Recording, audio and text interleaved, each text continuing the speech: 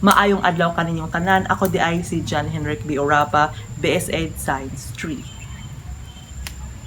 Ug karon na ata sa kugtong kanhay Bohol para ipakita na kung unsa hong naobserbahan nga air pollutant nga ginabuhat sa mga kanlihayons. Karon na ata sa isa ka balay nga hong naobserbahan nga ginabuhat sa mga tao dire. Mao ahong ipakita kung unsa na siya.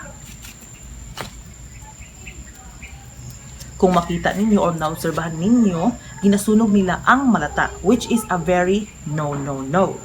Tungod kay ang aso nga ilang gi-produce sa katong ilang gisunog nga malata kay musaka na nga mohalo sa air nga mahimong air pollutant.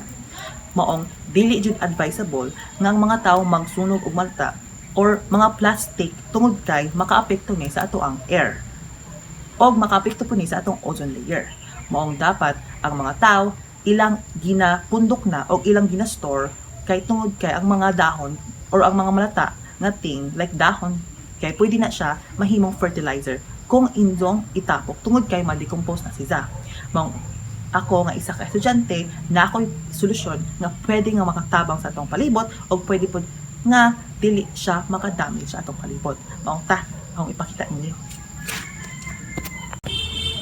Hello! Karon na ata sa Hades Boarding House. Ug karon kung ipakita ninyo aghong giingon nga solusyon nga dapat buhaton kung natin mga malata nga pwede makatabang sa atong palibot o pwede dili maka damage. So ipakita ninyo.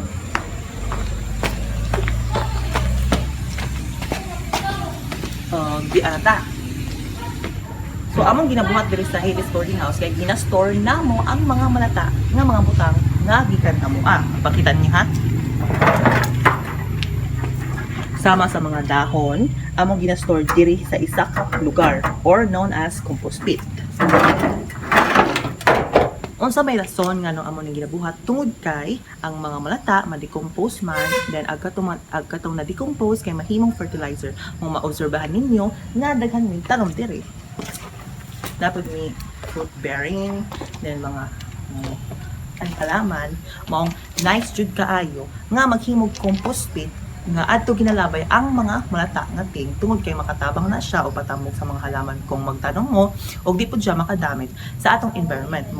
It is a very no kung magsunog ta either malata ba or plastic or delikado nga butang like bottle or battery. So karon hinumduman nato nga dapat i-store sila sa isa ka butang o atong ibaon. Mao na to, daghang salamat. Ako di ay si John Henrik B. Orapa, BSEd Science 3.